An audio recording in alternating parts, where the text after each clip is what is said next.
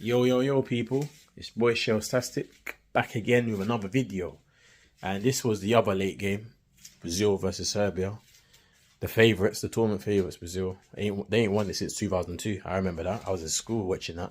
That was the same year they beat England when Ronaldinho's free kick, if you remember. So it's been 20 years since the Brazilians, those boys in yellow, have won a major tournament, which is unreal. When you think about how good a team they were then. The likes of Cafu, Roberto Carlos, the real Ronaldo, the original Ronaldo, let me say, and obviously Rivaldo and all that, man. But let's not make the video about the historic team. Yeah, these are the tournament favourites. If you look at their squad, definitely the best squad in the tournament, in the whole World Cup. Bearing in mind, I know France have got a few injuries, so if France had their main man, you could compare both. But yeah, they came out 2-0 in the end. The first half was a bit so-so. Serbia, without threatening Brazil, they had them under manners. Like, they had them in control. They never looked like they were. Brazil never looked like they were a threat. But Serbia weren't really adventurous either. They got good players, but they weren't really venturing forward. They were just making sure they weren't letting Brazil play. They were stifling them, but without doing too much. But second half, Brazil just upped the tempo, turned up a notch, and just started to show their class. Vinicius Jr. very heavily involved. I think he took a shot, keeper parried it, and then the man Richarlison, he scored a tap-in. Great reaction, but typical striker reactions. Anytime the keeper parries it, striker's always a bit quicker to react than defenders, and he reacted quicker, got a little tap-in, 1-0. His record for Brazil is unreal. You know, he doesn't score many goals like club football, but he scores. He reminds me of Klose for Germany. If you remember Klose for Germany, he's unreal. I think he scored the most goals for Germany history. But when you looked at him at club level, he never really scored. I remember he had spilled at Lazio, and his numbers were poor. But as soon as he put on that white shirt for Germany, he just become a different player, scoring goals, especially in tournaments. And I look at Richarlison and think, even he was at Watford, even he was at Everton, and now even at Tottenham, he don't look like he's going to score. He doesn't really score many goals. But when he puts on that Brazil shirt, he becomes a different animal, and his goal scoring record is unreal. So, good start. And then the second goal, goal of the tournament. Goal of the tournament. What a goal. I mean, again, Vinicius Jr., he got the assist. Running, his pace was... Vinicius, for me, was a player that...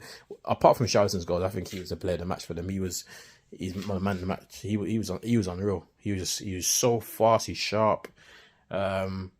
And getting past people. Nice little flick through ball into Richarlison. Touch was all right. Well, it wasn't the best, but the improvisation to do overhead in that bottom corner, absolutely unreal. What a goal that was. And that made it 2-0, and the game was effectively dead then. I know they brought on Vlahovic in the end, Serbia, but I'm surprised they didn't start him. I know they started with Mitrovic because they wanted to, but they didn't really put balls in the box for him to attack. You know, Mitrovic's game is aerial, as you see for Fulham this season. As you see for Fulham, even last season when he scored 40 odd goals in Championship, and then he's come to the Premier League and done the same. So,